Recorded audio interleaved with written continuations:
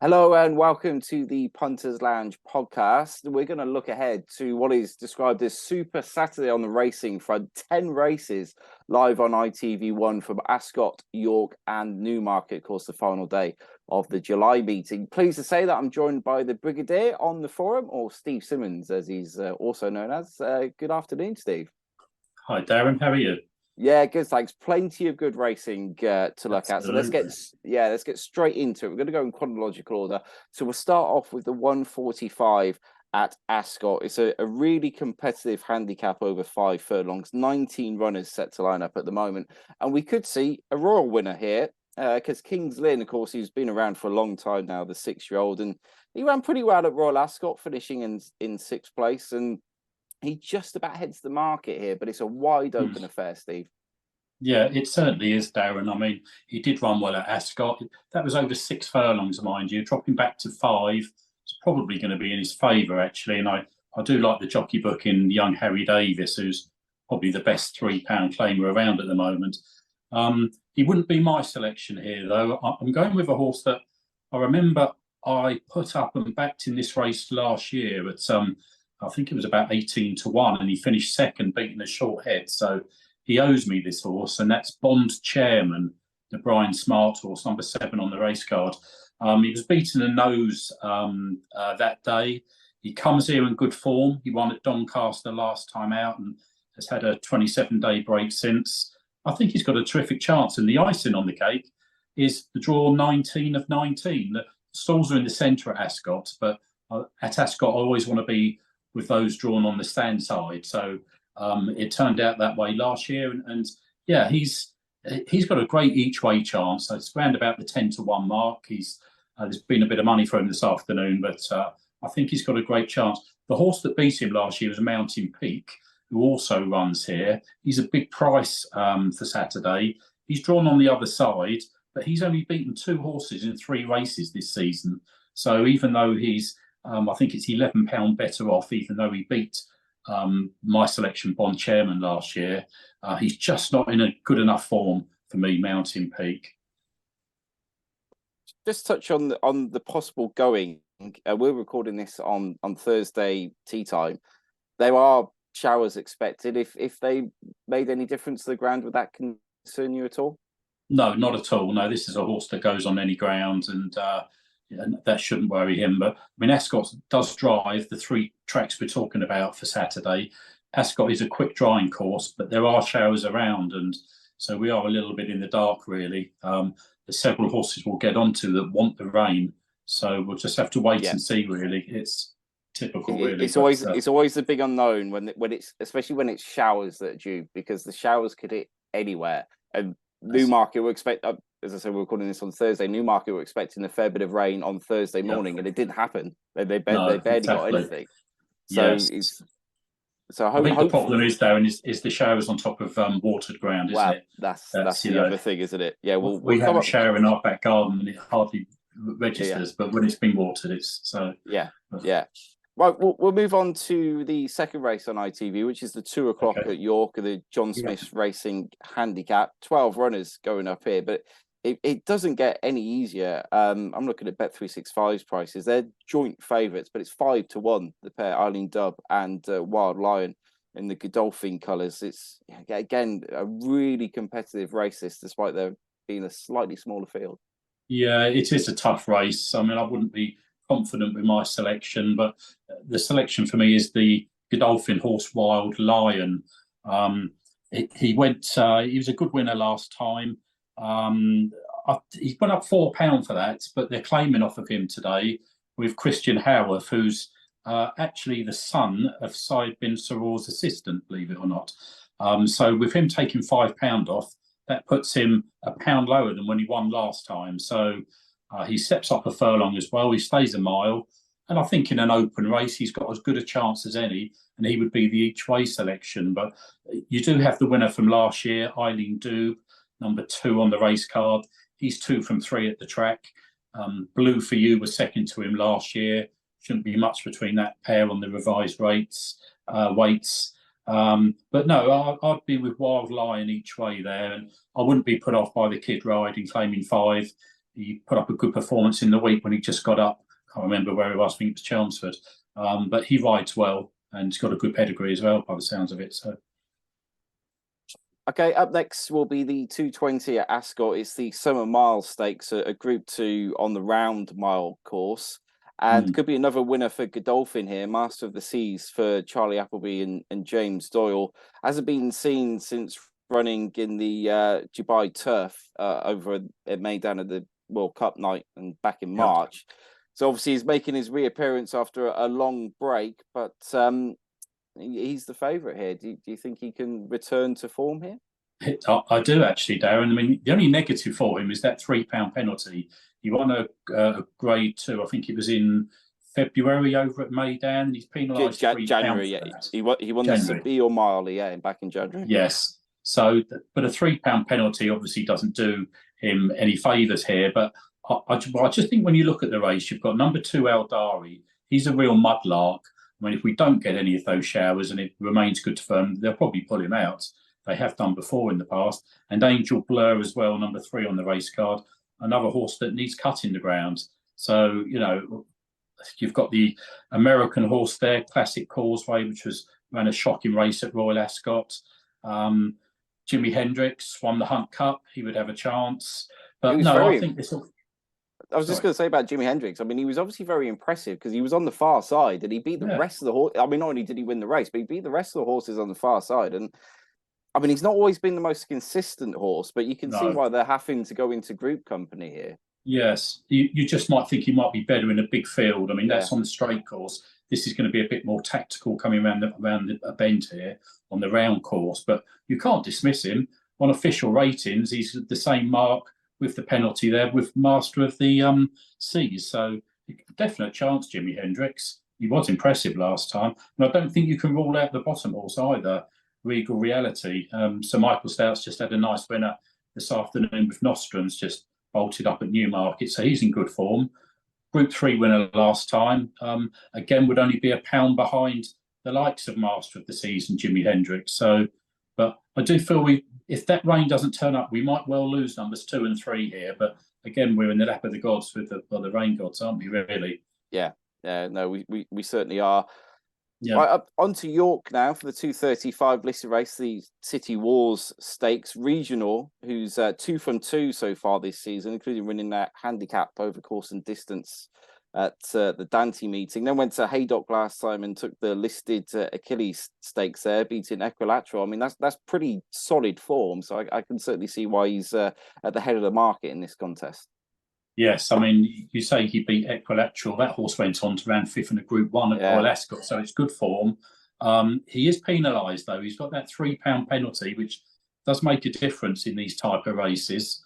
One thing I would say, the trainer is in great form, that Edward Bethel. He's having a great season. 5 winners from his last 12 mounts, rides, not rides, from his runners there. Runners, 42%. So he's a trainer in terrific form. He would be on my shortlist, that's for sure. I think number 4, Silky Wilkie's got a chance, but the one I like the look of is right down the bottom there, Queen Me. This is one of 4 3-year-olds in the race. The horse ran in the 1,000 guineas first time after showing good form as a 2-year-old in group company.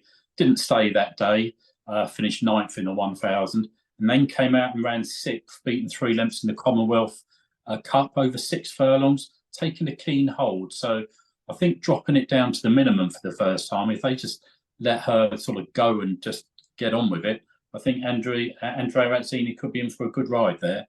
That would be my selection in the race. And she's an each way price as well. You can get 6 to 1 at the moment, but it is another tough race, that's for sure. And of course, the first 2 home, we're going to be talking about a little bit later in the July Cup as well. Yes, exactly. So it's good form, isn't it? Yeah. Right, we'll move on to Newmarket. First race that they're showing from Newmarket is the 250 contest, which is race 3 on their card. It's the Bet365 mile handicap 20. Oh, hang on. Bear with me a second. 12 runners, just while my page updates. Havana Blue, who's looking to land the hat trick, having won 2 races here at Newmarket over 7 furlongs, stepping up to a mile and also stepping up in grade. Yes, I think that's the most likely winner, to be honest. Clive Cox's horse, a big dark kestrel in a 5-runner race over 7 furlongs last time. So going up a furlong shouldn't really bother him. It's drawn on the wing, but we don't really know what the draw is doing there at Newmarket. There didn't seem to be much evidence this afternoon, the race I was watching earlier. I wouldn't be strong on this though, Darren. I think it's a tough race. I think there's others with definite chances.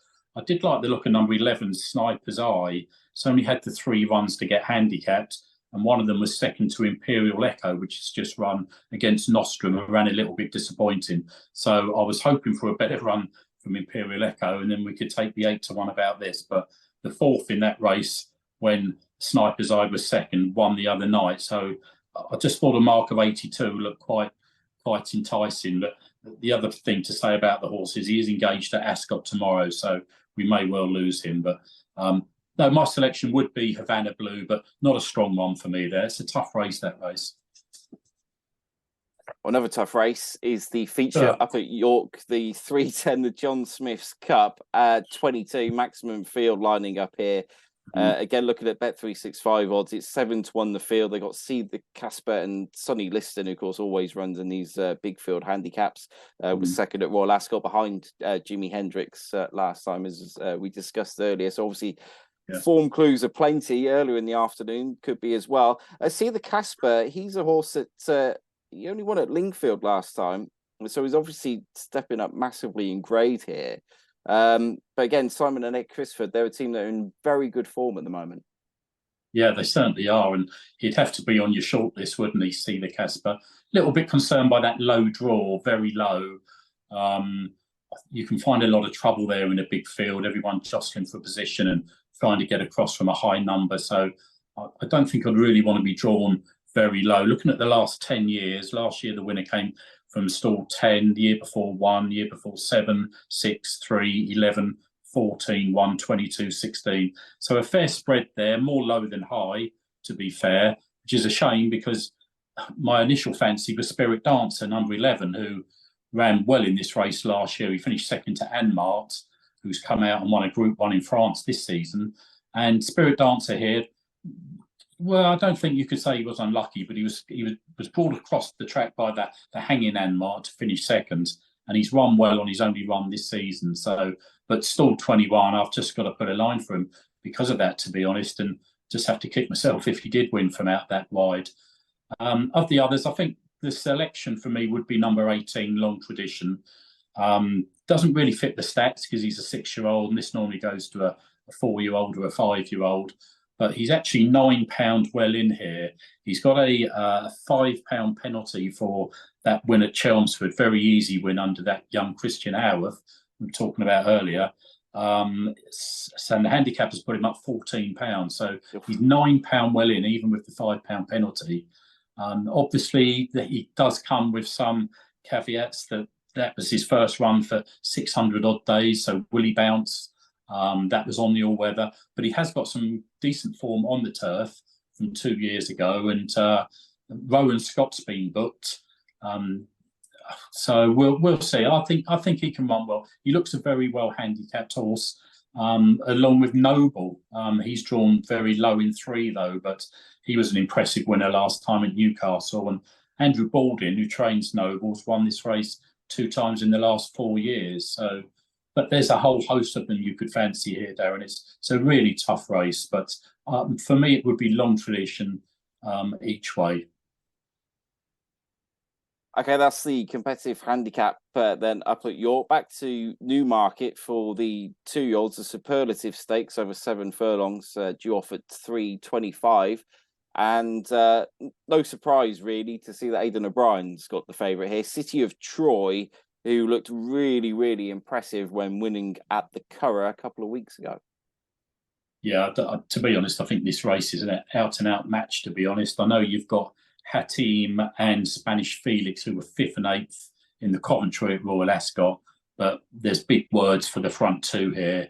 As you say, City of Troy when he won, I watched that back this afternoon, the race, and he was never stronger than at the finish. And I remember hearing a quote from Ryan Moore afterwards, said he took an age to pull him up. So strong at that was 7 furlongs. He's going to stay further than the trip to a Saturday of 7 furlongs. You know, he's obviously highly regarded. He will go well, but I do have a big word from Newmarket for Great Truth. Now, I believe this is one of Charlie Appleby's best 2-year-olds, and Appleby always runs one of his better 2-year-olds in this race. He's won this race 4 times out of the last 6 years, and his representative last year was finished second. So it's a race that he likes to win at his local track. This horse, Great Truth, went to Leicester, didn't beat much, but ran out a 5.5 length winner. Did it as impressively as City of Troy. And for me, City of Troy is a top price 6 to 4, and you can get 3 to 1 about Great Truth. So for me, they're both impressive on their debuts, and I'd go with the Appleby runner more because he's a better price more than anything. Yeah, so and also obviously Charlie Appleby had a horrendous Royal Ascot. Pretty much every single horse he ran terribly. Not from 18 he was. Yeah. But he seems to be in better form now. He's had a winner at Newmarket this afternoon. I know Adair was obviously a bit disappointing in the feature race, but it certainly looks like his team are coming out of the doldrums anyway. Yeah, definitely, especially the 2-year-olds. The 2-year-olds are on fire. He's got a real healthy strike rate since Ascot, and he was actually interviewed this afternoon on Racing TV, and he was asked about the bad run of form at Ascot, and he said basically the 3-year-olds aren't a great deal. So held his hands up. Nothing wrong with the horses; they're just not good enough. So he does seem to have a good batch of 2-year-olds this year. So I would take Great Truth to beat City of Troy, but I think we could see something a little bit special here from one of them, possibly. And I'd be very surprised if one of the two don't win. Okay, we'll move up to York for the smallest field on the afternoon of the ITV races anyway. Just the 6 runners for the John Smith Silver Cup Stakes of Group 3. And odds-on shot Hamish here obviously did it very well at Chester last time in the Ormond Stakes. Obviously on soft ground, but he tends to need a little bit of dig in the ground, so he might want some rain. Yeah, without a doubt. I mean, if William Haggis, if he's not happy with the ground, he'll pull him out. But of the 3 tracks we're talking about here, it's actually good at the moment on Thursday afternoon with showers forecast. So you'd expect there to be some give in the ground come Saturday afternoon. And if he runs, for me, he wins, even with a £3 penalty for winning the Ormond Stakes, as you said. But he is very much ground dependent, you know. I mean, the second favourite here, we must say, Tash Khan, even at these weights, is a £6 inferior horse, but he's an out-and-out mudlark, even more so than Hamish. Yeah. So, and you start looking down the others, they just wouldn't be good enough. So I expect Hamish to win. And if the ground did get too fast, Haggis would just pull him out. I wouldn't see why he would run him if he wasn't happy with the ground, but he should be beating those, I would have thought.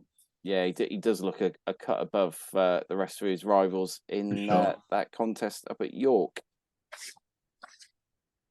And the next race we're going to take a look at, we're the final 2 at Newmarket. It's their big handicap, the Bunbury Cup, obviously a race with huge tradition over the years.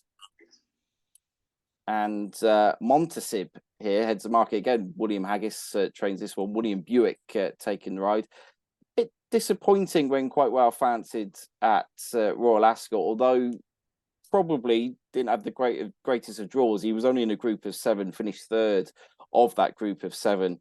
And I guess his form over course, it would have been on the Rolly Mile, wouldn't it, over 7 furlongs. Yes. But obviously that's good form. And do you think he can bounce back from his Royal Ascot effort?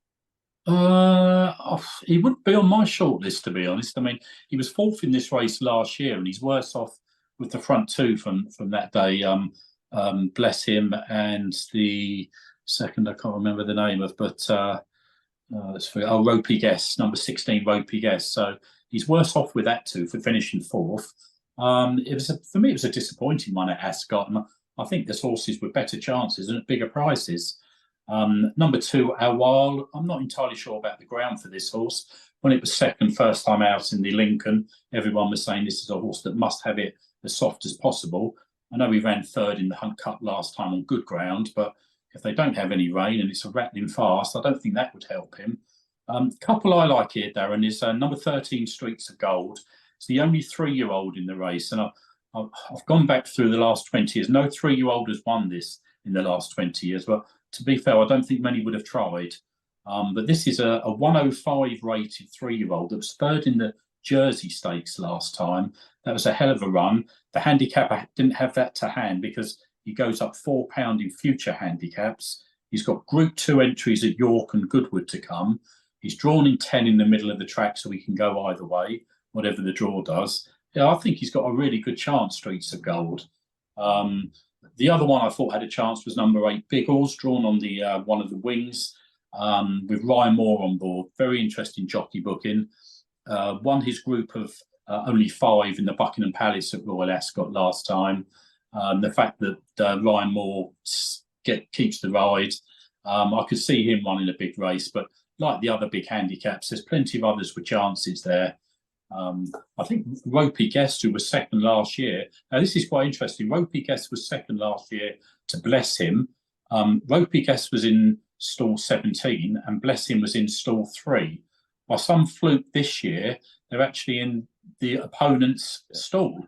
I don't know what the odds would have been with that, but that's quite staggering. But so they're both drawn at different sides. They're only £1 worse off with them, and Ropey Guest is 20 to 1, and Bless Him's 8 to 1. So maybe there's a bit of value there with Ropey Guest. I'm not sure. Ropey Guest does tend to run. He's pretty good at Newmarket as well. Ropey Guest. He's very good, and Ascot as well. But he's just a bit inconsistent.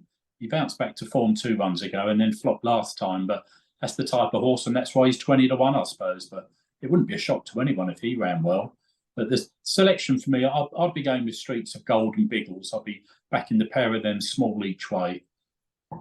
Should also say about Ropey Guest, he was in that same group that Montasir ran in and was only one place behind him. They were very close to each other. Like, again, you got 7 to 1 and 20 to 1, and yet there was nothing between them at Royal Ascot. It's funny, I remember in this race last year, I backed him last year because for the exact same reason, he was very close to some of the principals and was 3 times the price.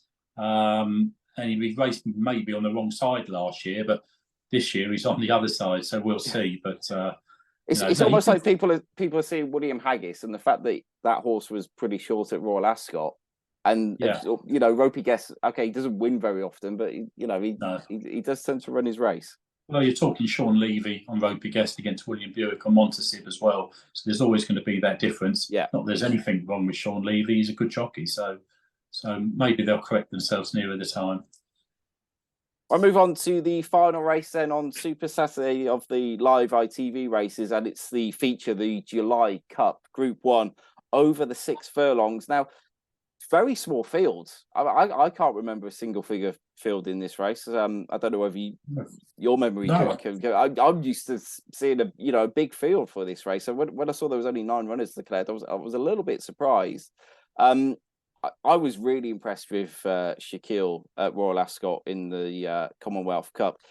Just looks like a really, really progressive horse. And given what he did at the start, it looked like he blew all his chances. So the fact that he still managed to come through and beat a horse in Little Big Bear, who was so heavily touted from the Aidan O'Brien yard. I mean, some people seem to want to crab the form, crab the performance, but I thought it was top notch. I think he's got a massive chance of adding to that Commonwealth Cup success here. Yep, I totally agree there. And the only thing that's not appealing about him is his price, isn't it, really? Yeah. But, I mean, to lose lengths at the start, I can't see how Little Big Bear is going to turn the form around, especially as his trainer said earlier in the week, it's 50-50 whether he runs. He's missed 6 days worth of galloping, which, so it was a bit of a shock to us all this morning when he was actually declared for the race. So, no, he's got to go well and take the beat in Shaquille. Ross Ryan's got the call up today. Obviously, it's the day when we've got senior jockeys all around the country. So this is a big day for him. He's capable. I just think at the prices, though, I'd probably take him on with Azure Blue. It's a horse I put up in my anti-post piece for Punters Lounge at 5 to 1 a couple of weeks ago. And nothing's happened since for me to dissuade me from thinking he's got a great chance. Michael Dodds is a great trainer at taking these horses through the handicaps into group company. He did it with Mecca's Angel and Mabs Cross, if I remember rightly. And I mean, on official ratings, he's £3 behind Shaquille. So with Paul Mulrennan riding, I just think when these horses get into the habit of winning, you know, we saw Quinault again today make it 6 on the bounce. When these sprinters, when they want to win, they battle it out. So I would just take him over Shaquille, and there'd be my 2 against the field. Just going back to what you said about the field size, Darren. Since 1999, the smallest field has been 10. So we haven't. I'm not surprised by that. Yeah, no, not at all. Last year, 13, the year before 19, a few 12s, but mainly 15, 16 runners. So this is the smallest field for at least 24 years. Well, that's all 10 races looked at on what should be a fantastic Super Saturday, Steve. Can we have your nap and next best? Right, I'll start with the next best, Darren. Going back to the very first race, the 145 at Ascot, and Bond Chairman, Brian Smart's 4-year-old. I made my case for him earlier. Second last year, £3 higher now. Comes here in good form, having won at Doncaster. And I think the icing on the cake is that draw 19 of 90. And I love that if he can get across and bag the near side rail. So he's my next best at a nice price, currently 10 to 1. And for the nap, I'm going to go to Newmarket and the 325 and that Charlie Appleby 2-year-old Great Truth, ridden by William Buick. Impressive at Leicester, 5.5 length winner. Just looks good value there. I know they do like the horse, and his Charlie Appleby's record in the race is phenomenal. 4 wins out the last 6. Obviously very woe to the Aidan O'Brien horse, but we'll have to see if he's as good as they say, because I believe the Appleby horse is quite good as well. Don't forget, you'll be able to read all Steve's previews on the Punters Lounge website and the Punters Lounge forum. And of course, on the forum, you'll be able to get involved as well, and plenty of discussion. Leave your own tips up and do join in with all the discussion. Thanks to Steve, and we'll do another podcast again soon. Cheers. Thanks, Darren.